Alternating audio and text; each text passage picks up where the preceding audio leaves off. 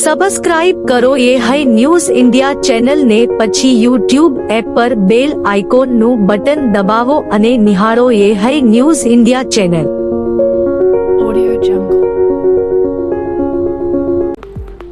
બનાસકાંઠાના ધાનેરા શહેરના પોલીસ સ્ટેશનમાં એક પક્ષીના મૃત્યુની ફરિયાદ નોંધાઈ હતી.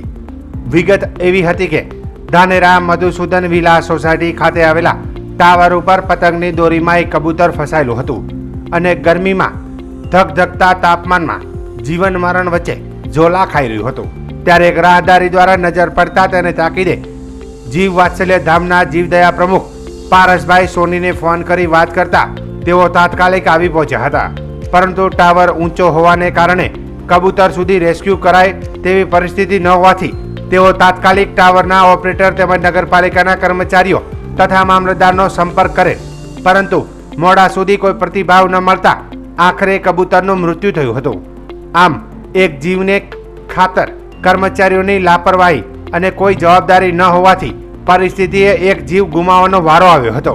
જો રેસ્ક્યુ કરીને કબૂતરને બચાવવામાં આવ્યું હોત તો એક જીવ બચી શકત, જેથી ટાવરના ઓપરેટર તેમજ જે તે સમયે આવેલ કર્મચારી અને મામલતદારના વિરુદ્ધમાં પ્રિવેન્શન ઓફ કલ્ટી એનિમલ 1960, વન જીવન પ્રોટેક્શન એક્ટ 1972 અને આઈપીસી કલમ 428, 429 પ્રાણીનું મૃત્યુ અથવા નુકસાન પહોંચાડવા કલમ મુજબ ધાનેરા પોલીસ સ્ટેશનમાં ફરિયાદ આપવામાં આવી હતી, જેથી એક પક્ષીનું મૃત્યુની પાછળ જવાબદાર અધિકારીઓની નિષ્કાળજી અને લાપરવાહી સામે કડક કાર્યવાહી થાય તેવી માંગ કરી હતી.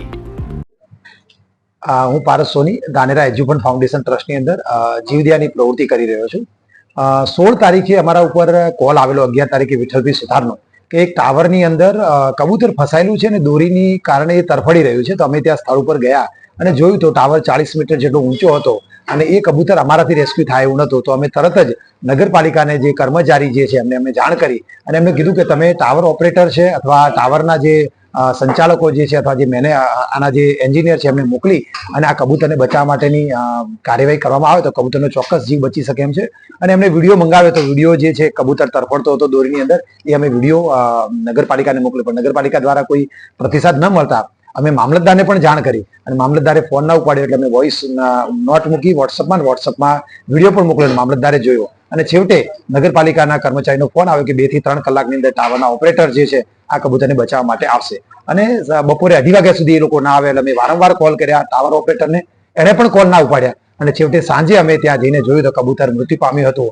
અને આ એક નગરપાલિકા, ટાવર ઓપરેટર અને મામલતદારની એક બેદરકારીના કારણે કબૂલ જીવનો જાન ગયું છે.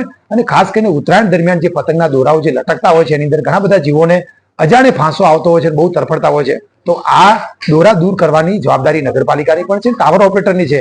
એની અંદર ક્યાંક ને ક્યાંક એ લોકો ઉણા ઉતર્યા છે, એમની કામગીરી ઉપર સવાલ પણ થઈ રહ્યા છે. એના કારણે દોરા દૂર નથી થયા અને આ કબૂતરનું મૃત્યુ થયું છે. તો અમે આ કબૂતરનું જે બેદરકારીના કારણે મૃત્યુ થયું છે એ બાબતે મામલતદાર, નગરપાલિકા અને ટાવર ઓપરેટર અથવા જે પણ આના અધિકારિક રીતે જે આને લાગુ પડે છે એમના ઉપર કાયદેકીય કાર્યવાહી થાય એવું અમે ઈચ્છી રહ્યા છીએ. વકફ કાયદાના વિરોધની આડમાં બંગાળમાં હિન્દુઓ પર થઈ રહેલા અત્યાચારના વિરોધમાં આજ રોજ તારીખ 19/4/2025 શનિવારના રોજ આનંદનગર, ગરબા ચોક, ભણસાલી હોસ્પિટલ, થરાદ ખાતે તમામ ધાર્મિક સામાજિક સંગઠનો અને સર્વે સનાતની હિન્દુ ભાઈઓ અને બહેનો એકત્રિત થયા હતા અને ત્યાંથી રેલી સ્વરૂપે થરાદ પ્રાંત અધિકારીની કચેરી પહોંચી હિન્દુઓ પર થઈ રહેલી નિર્મમ હત્યા, હિન્દુઓ પર થઈ રહેલા અત્યાચાર, જુલમ અને તેમના પલાયનને રોકવા તેના વિરુદ્ધમાં ધરણા પ્રદર્શન કરવા અને નાયબ કલેક્ટર થરાદના માધ્યમ થકી મહામહિમ રાષ્ટ્રપતિ મહોદયાને આવેદનપત્ર પાઠવ્યું હતું. મીડિયા સાથેની વાતચીતમાં જણાવ્યું હતું કે હિન્દુ વિરોધી મમતા બેનર્જીની આ સરકાર જાણી જોઈને સાથ આપી રહી હોવાના ગંભીર આક્ષેપો કર્યા હતા. કેમ કે હિન્દુઓને છાવરી સુરક્ષા આપવાના બદલે ત્યાંથી ભગાડી અને વિધર્મીઓની સામે મૂકી ઉલટામાં હિન્દુઓ પર અત્યાચાર કરાવતા હોવાનું જણાવ્યું હતું. વધુમાં કહેતા જણાવ્યું હતું કે બંગાળની પરિસ્થિતિને ધ્યાનમાં રાખી વર્તમાન સરકારને બરખાસ્ત કરી રાષ્ટ્રપતિ શાસન લાદવામાં આવે તેવી માંગ કરી હતી. જે અત્યાચાર થઈ રહ્યા છે આપણે સૌને ધ્યાનમાં છે કે 11મી એપ્રિલના રોજ મુર્શિદાબાદની અંદર હિન્દુઓ પર જે અત્યાચાર થયા, 3 હિન્દુઓની કરપીણ હત્યા થઈ, 200 કરતાં વધુ હિન્દુઓના ઉપર જીવલેણ હુમલા થયા અને એ લોકો બુરી દશામાં ઘાયલ છે અને 500 કરતાં વધુ પરિવારોએ મુર્શિદાબાદથી હિન્દુઓએ ત્યાંથી પલાયન કર્યું છે. ત્યારે આપણે એસડીએમ સાહેબશ્રીના માધ્યમ થકી મહામહિમ રાષ્ટ્રપતિ મહોદયાને આજે આવેદનપત્ર આપી અને ગુહાર લગાવીએ છીએ કે એ પશ્ચિમ બંગાળની અંદર વહેલામાં વહેલી તકે રાષ્ટ્રપતિ શાસન લાદવામાં આવે અને હિન્દુઓની સુરક્ષા સુનિશ્ચિત કરવામાં આવે. કારણ કે આ એક સોચી સમજી સાર્જિશના ભાગરૂપે વકફ બોર્ડના કાયદાના સંશોધનની આડમાં મુર્શિદાબાદમાંથી હિન્દુઓને ભગાડવાનો એક આ સોચી સમજી સાર્જિશના પ્લાન રૂપે એ લોકોએ ટ્રાયલ કર્યું છે. અને આવીને આવી રીતે જો આ હિન્દુઓની ઉપર હુમલા અને અત્યાચાર કરતા રહેશે તો હિન્દુઓને ત્યાંથી પલાયન કરવાનું કોઈ ષડયંત્ર છે. માટે વહેલામાં વહેલી તકે નિષ્ફળ રહેલી આ મમતા બેનર્જીની સરકાર અને એ જાણી જોઈને એને સાથ પણ આપી રહી છે. કારણ કે હિન્દુઓને છાવણીઓની અંદર સુરક્ષા આપવાના બદલે ત્યાંથી ભગાડી અને વિધર્મીઓની સામે મોકલી અને ઉલટાનો એમના ઉપર અત્યાચાર કરાવે છે. ત્યારે મમતા બેનર્જીની સરકારને મહામહિમ રાષ્ટ્રપતિ મહોદયાને આવેદનપત્ર આપણે વિનંતી કરીએ છીએ કે વહેલામાં વહેલી તકે બરખાસ્ત કરી અને ત્યાં રાષ્ટ્રપતિ શાસન લાદવામાં આવે. બનાસકાંઠા જિલ્લા કલેક્ટર મિહિર પટેલની અધ્યક્ષતામાં કલેક્ટર કચેરી પાલનપુર ખાતે જિલ્લાની સંકલન અને ફરિયાદ નિવારણ સમિતિની બેઠક યોજાઈ હતી. બેઠકમાં સાંસદ અને ધારાસભ્યોએ વિવિધ વિભાગોને પૂછેલા પ્રશ્નો અંગે અધિકારીઓ સાથે ચર્ચા કરવામાં આવી હતી. કલેક્ટરે વિવિધ રજૂઆત અંગે સંબંધિત અધિકારીઓ પાસેથી કામગીરીનો અહેવાલ મેળવ્યો હતો. રોડ, રસ્તા, પાણી, કેનાલ સફાઈ અને નેશનલ હાઈવે અંગેની રજૂઆતોનો ઝડપી નિરાકરણ માટે સૂચનાઓ આપી હતી. તકેદારી અને પેન્શન જેવી બાબતો પર ત્વરિત કામગીરી કરવાનું પણ જણાવ્યું હતું. બેઠકમાં સુઈગામ અને વાવ તાલુકા પંચાયતના નવા મકાનની મંજૂરી, ટ્રાફિક સમસ્યા, વૃક્ષારોપણ અને પાણીની કામગીરીની સમીક્ષા કરવામાં આવી હતી. અટલ ભૂજલ યોજના CSR ફંડની કામગીરી અંગે પણ ચર્ચા કરવામાં આવી હતી. નર્મદાના પાણીથી વાવ, ભાભર અને સુઈગામ તાલુકાના તળાવ ભરવાની કામગીરી અંગે પણ સમીક્ષા કરવામાં આવી હતી. કલેક્ટરે પ્રજાના પ્રશ્નોને તાકીદે ઉકેલવા અને વિકાસ કામો સત્વરે પૂર્ણ કરવા જિલ્લાના અમલીકરણ અધિકારીઓને સૂચના આપી હતી અને તમામ સ્તરે સંકલન કરી કામગીરી ઝડપથી પૂર્ણ કરવા પર ભાર મૂક્યો હતો. બનાસકાંઠા જિલ્લાના પાલનપુર તાલુકાના મોટી ભટામળ ગામે આવેલા પેટ્રોલ પંપો પર થયેલી લૂંટના કેસમાં પોલીસે 2 આરોપીઓની ધરપકડ કરી છે.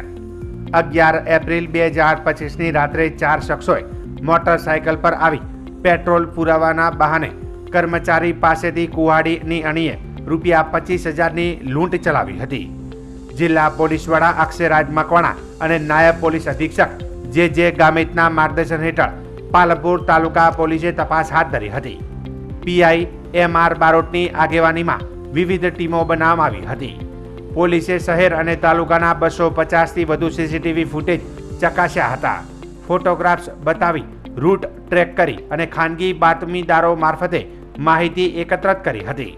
ટેકનિકલ એનાલિસિસના આધારે પોલીસે અમીરગઢ તાલુકાના ખાપરા ગામના ભગાભાઈ ઉર્ફે ભરતભાઈ હિમાભાઈ પરમાર અને ડાબચત્રા ગામના નાનજીભાઈ આશાભાઈ અંગારીની ધરપકડ કરી છે. બાકી રહેલા 2 આરોપીઓ ડાબચત્રાના બકાભાઈ વાઘાભાઈ અંગારી અને ખાપરાના નાથાભાઈ રત્નાભાઈ અંગારીની ધરપકડ માટે પોલીસે વધુ તપાસ હાથ ધરી છે. સમગ્ર ઘટના પેટ્રોલ પંપના CCTV કેમેરામાં કેદ થઈ હતી, જેના આધારે પાલનપુર તાલુકા પોલીસ સ્ટેશનમાં ગુનો નોંધવામાં આવ્યો હતો. પાલનપુર તાલુકા પોલીસ સ્ટેશનના મોટી ભટામલ ગામે આવેલ ભારત પેટ્રોલિયમ ઉપર ગઈ તારીખ 11/4/2025ના મોડી રાત્રિના સમયે અજાણ્યા 4 ઈસમો મોટરસાયકલ ઉપર આવી બુકાની બાંધેલ હોય જેઓએ પેટ્રોલ ભરાવવાનું કહી ફરિયાદી વિક્રમભાઈ નાઓ પાસે પેટ્રોલ ભરાવતા હોય અને બાદમાં તેમને બાથમાં ભરી લઈ કુહાડી જેવા હથિયાર તેમના ગળાના ભાગે મૂકી તેમને ધમકાવી અને તેમના હાથમાં તથા ખિસ્સામાં રહેલા ₹25,000ની લૂંટ કરેલ હોય જે બાબતનો ગુનો પાલનપુર તાલુકા પોલીસ સ્ટેશનમાં રજીસ્ટર થયેલ હોય. આ કામે પોલીસ અધિક્ષક શ્રી અક્ષયરાજ મકવાણા સાહેબ તેમજ પાલનપુર વિભાગના નાયબ પોલીસ અધિક્ષક સાહેબ શ્રી ડૉક્ટર શ્રી જે ગામિત સાહેબની સખત સૂચના તેમજ માર્ગદર્શન હેઠળ LCB, SOG તથા પાલનપુર તાલુકા પોલીસ સ્ટેશનની અલગ અલગ ટીમો બનાવવામાં આવેલ અને આ તમામ ટીમોએ આશરે 250 જેટલા CCTV ફૂટેજ ચેક કરેલ છે. અને હ્યુમન ઇન્ટેલિજન્સ દ્વારા છેલ્લા 7 દિવસથી ગુનો દાખલ થયા પછી સતત આમાં કાર્યરત હતા અને તેમાં બાતમી મળેલ અને હ્યુમન ઇન્ટેલિજન્સથી જાણવા મળેલ કે આ કામે આરોપીઓ ભગવાનભાઈ ઉર્ફે ભરતભાઈ હિમાભાઈ પરમાર ખાપરા તેમજ નાનજીભાઈ આશાભાઈ અંગારી રહે ડાબચત્રા તેમજ અન્ય 2 ઈસમોએ આ ગુનો આચરેલ હોય. આ કામે તાત્કાલિક અલગ અલગ ટીમો બનાવી અને બંને આરોપીઓ ભગવાનભાઈ ઉર્ફે ભરતભાઈ હિમાભાઈ તેમજ નાનજીભાઈ આશાભાઈ અંગારી બંનેનાઓને અટક કરવામાં આવેલ છે અને અન્ય 2 આરોપીઓ બકાભાઈ વાઘાભાઈ જાતે અંગારી રહે ડાબચતરા તેમજ નાથાભાઈ રત્નાભાઈ અંગારી રહે ખાપરા અમીરગઢ તાલુકાવાળાઓ નાસ્તા ફરતા હોય તેમને પકડવાના ચક્રો ગતિમાન કરેલા છે અને આ કામે આગળની તપાસ ચાલુમાં છે. એ દિશામાં હાલમાં તપાસ ચાલુમાં છે. એ દિશામાં અમે તપાસ કરી રહ્યા છીએ. હવામાન વિભાગ દ્વારા આગામી સમયને લઈને રાજ્યમાં હવામાનની આગાહી કરવામાં આવી છે. જે મુજબ આગામી 2 દિવસમાં મહત્તમ તાપમાન 0.2 થી 0.3 ડિગ્રી સેલ્સિયસનો ઘટાડો આવશે. ત્યારબાદ 0.2 થી 3 ડિગ્રી સેલ્સિયસનો વધારો થશે. ગુજરાત, સૌરાષ્ટ્ર, કચ્છમાં આજે મહત્તમ તાપમાન 40 થી 43 ડિગ્રી સેલ્સિયસ વચ્ચે રહેવાની સંભાવના છે. રાજ્યના દરિયાઈ જિલ્લામાં 22 અને 23 એપ્રિલ દરમિયાન ગરમ અને ભેજવાળું વાતાવરણ રહેશે. રાજ્યમાં ક્યાંય ગરમીને લઈને હીટવેવની આગાહી કરવામાં આવી નથી, પરંતુ આજે સૌરાષ્ટ્ર, કચ્છ અને ઉત્તર ગુજરાતમાં ધૂળ સાથે 20 થી 30 કિલોમીટરની ઝડપે પવન ફૂંકાવાની શક્યતાઓ છે. તો આવતીકાલે ગુજરાત, સૌરાષ્ટ્ર, કચ્છ, દીવ, દમણ અને દાદરા નગર હવેલીમાં 20 થી 30 કિલોમીટર પ્રતિ કલાકની ઝડપે પવન સાથે ધૂળ ઉડવાની શક્યતા છે. આજે અમદાવાદ અને આસપાસના વિસ્તારોમાં મહત્તમ તાપમાન 42 ડિગ્રી સેલ્સિયસ રહેવાની સંભાવના છે. રાજ્યમાં છેલ્લા 24 કલાક દરમિયાન કંડલા એરપોર્ટ ખાતે મહત્તમ 44 ડિગ્રી સેલ્સિયસ મહત્તમ તાપમાન નોંધાયું હતું. રાજકોટ, અમદાવાદ અને સુરેન્દ્રનગર ખાતે 43 ડિગ્રી સેલ્સિયસ મહત્તમ તાપમાન નોંધાયું હતું. सर क्या रहेगा आगे का प्रोग्राम? अभी जो रिलाइज है अभी हीट पे आया नहीं है, कहीं पे कल कहीं पे रिलाइज नहीं हुआ. जो नेक्स्ट 7 डेज का फोरकास्ट है उसमें हमने अभी हीट पे फिलहाल उम्मीद नहीं है 7 दिन तक. और जो डे 1 और डे 2 में थोड़ा सा डस्ट रेजिंग विंड्स की भी संभावना है, खास करके कच्छ में और सौराष्ट्र में. और डे 2 में थोड़ा सा साउथ गुजरात रीजन तक एक्सटेंड करेगा. थोड़ा ठंडी हवाएँ. और कोस्टल जो रखा है हमने डे 4 और 5 में रखा है. और उसमें कोस्टल में हमने रखा है हॉट ह्यूमिड कोस्टल एरिया. और विंड्स का जो बात है, आज नॉर्थ गुजरात कोस्ट में 20 से 25 नॉट गस्टिंग टू 30 नॉट की विंड्स रखी है. बड़ी स्ट्रॉन्ग विंड रहेगी सी एरिया में फिशरमैन के लिए. और साउथ गुजरात रीजन के जो कोस्ट है, साउथ गुजरात कोस्ट, उसमें नॉर्मली है 15 से 30 नॉट. जो हवा की दिशाएं हैं पवन वो कोस्टल में साउथ वेस्टर्ली से वेस्टर्ली डायरेक्शन से दी गई है. और इंटीरियर में भी साउथ वेस्टर्ली से वेस्टर्ली डायरेक्शन रहेगी. सर टेम्परेचर क्या है अहमदाबाद में सबसे ज़्यादा कहाँ है? जो कल जो दर्ज किया गया 43.8 डिग्री सेल्सियस दर्ज किया गया है कांडला एयरपोर्ट पे, जो कि नॉर्मल से 4.1 डिग्री ज़्यादा था. अहमदाबाद का कल का टेम्परेचर आया था 42.6. आज एक्सपेक्टेड है कि थोड़ा सा डाउन आएगा, 42 के आसपास रहने की उम्मीद. सर कहीं पे टेम्परेचर फॉल होने की कोई पॉसिबिलिटी है? अभी अगले 2 दिन आज और कल थोड़ी सी पॉसिबिलिटी है 2 से 3 डिग्री फॉल की. उसके बाद फिर ग्रेजुअल राइज है 2 से 3 degree Celsius maximum temperature. Banaskantha જિલ્લાના થરાદ ખાતે આવેલા આસારામ બાપુના આશ્રમના ભક્તો દ્વારા આસારામ બાપુના અવતરણ દિવસ નિમિત્તે થરાદ બળિયા હનુમાન મંદિર પાસે ઠંડી શરબતનો કેમ્પ યોજાયો હતો. તેમજ થરાદ સરકારી હોસ્પિટલ ખાતે દર્દીઓને ફ્રૂટનું વિતરણ કરવામાં આવ્યું હતું. ઉનાળાની કાળઝાળ ગરમીથી તરસ છુપાવવા માટે મોટી સંખ્યામાં લોકોએ ઠંડી શરબત પીવાનો લાભ લીધો હતો. જેમાં આભાજી ભગતે મીડિયા સાથેની વાતચીતમાં જણાવ્યું હતું કે આજે આસારામ બાપુનો અવતરણ દિવસ છે. આજના દિવસે તમામ બાપુના ભક્તો દ્વારા અલગ અલગ જગ્યાએ ઠંડી છાશના શરબત, ફ્રૂટ કેમ્પ વિતરણ સહિતના ભક્તો દ્વારા આયોજન કરવામાં આવ્યું હતું. આજે પરમ પૂજ્ય સંત શ્રી આસારામજી બાપુનો અવતરણ દિવસ છે. આજે આખા ભારતભરની અંદર વિશ્વ સેવા દિવસ નામે ઉજવવામાં આવી રહ્યો છે. ઘણી જગ્યાએ ગરીબોમાં ભંડારા, શરબત સેવા, પાણી સેવા, જલ સેવા, સત સાહિત્ય સેવા વિતરણ દરેક જગ્યાએ અલગ અલગ શહેરોમાં, અલગ અલગ ગામોમાં ભવ્યથી ભવ્ય ઉજવાઈ રહ્યો છે. આજે પરમ પૂજ્ય સંત શ્રી આસારામજી બાપુનો જન્મ ઉત્સવ દરેક આશ્રમની અંદર, દરેક શહેરમાં ભવ્ય બાપુના જે સાધકો છે એ અતિ ખૂબ જ આનંદથી ઉત્સાહ. ધર્મ સમ્રાટ શ્રીમદ જગતગુરુ શંકરાચાર્ય સ્વામી વાસુદેવાનંદ સરસ્વતી મહારાજ આજે અંબાજી પહોંચ્યા હતા. આ જગતગુરુ શંકરાચાર્ય બદ્રિકા આશ્રમ હિમાલય જોશી મઠના પીઠાધીશ છે અને રામ જન્મભૂમિ અયોધ્યાના મુખ્ય ટ્રસ્ટી તરીકે પણ બિરાજમાન છે. આજે મોડી સાંજની આરતી બાદ શક્તિપીઠ અંબાજી મંદિરે દર્શનાર્થે પહોંચ્યા હતા. અંબાજી મંદિર ટ્રસ્ટ દ્વારા તેમનો ખેસ પહેરાવી તેમનું સ્વાગત કરાયું હતું. ત્યારબાદ ગણપતિ ગજાનનના દર્શન કરી અંબાજી મંદિરમાં પૂજારીએ કુમકુમ તિલક કરી પાવડી મૂકી ચૂંદડી ઓઢાડી હતી. જોકે જગતગુરુ શંકરાચાર્ય હોવા છતાં ગર્ભગૃહની બહારથી જ માતાજીના દર્શન કર્યા હતા. સનાતન ધર્મ ઉપર મોટું નિવેદન આપતા કહ્યું હતું કે સનાતન ધર્મ થકી લોકોએ ધર્મનું પાલન કરવું જોઈએ.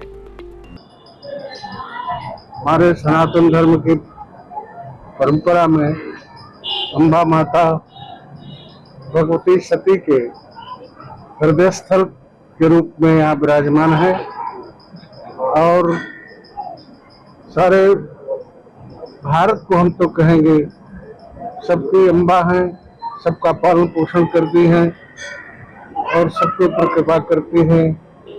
विशेषकर गुजरात और राजस्थान के लिए तो कोई बात ही नहीं है. बाहर से भी जो आते हैं उनका दर्शन प्रणाम करके आनंद प्राप्त करते हैं. सनातन धर्म के अंतर्गत ही हिंदू समाज है. हिंदू समाज सनातन धर्म का पालन करे, उसके अंतर्गत रह करके अपनी पूजा पद्धति का अनुसरण करते हुए अपने इष्ट का ध्यान पूर्वक करे. સરકાર શ્રી દ્વારા શરૂ કરાયેલા પ્લાસ્ટિક મુક્ત અભિયાન અંતર્ગત બનાસકાંઠા જિલ્લા કલેક્ટર મિહિર પટેલના અધ્યક્ષસ્થાને પાલનપુર શાક માર્કેટ વિસ્તારમાં સફાઈ સેવા ઝુંબેશનું આયોજન કરાયું હતું.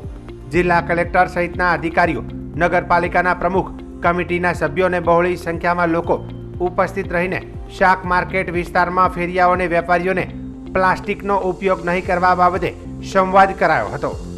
પાલનપુર નગરપાલિકા હદ વિસ્તારમાં આવતા નાગરિકોને જિલ્લા કલેક્ટરે અપીલ કરી હતી કે સફાઈ ઝુંબેશ એ દરેક નાગરિકની નૈતિક જવાબદારી બને છે.